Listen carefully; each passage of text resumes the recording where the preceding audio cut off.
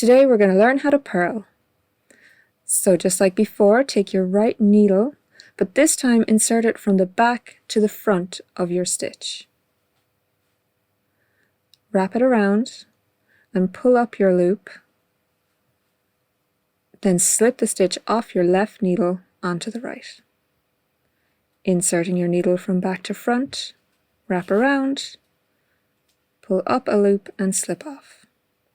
You'll notice that the purl stitch is just like the knit stitch, only it's actually worked backwards. So instead of putting your needle in front to back, you're putting the needle in towards yourself, so going from the back of the stitch into the front.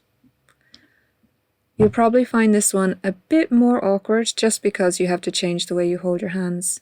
But once again, you can see I like to use all of my fingers just to help me guide the stitches.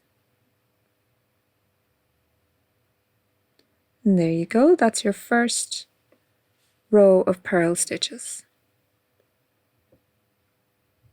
So let's work back along again,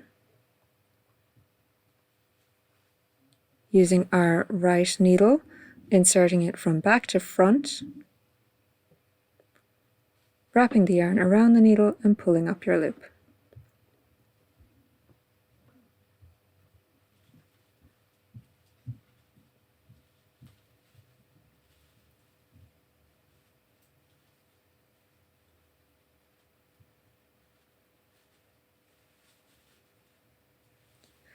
And there we have 2 rows of the purl stitch.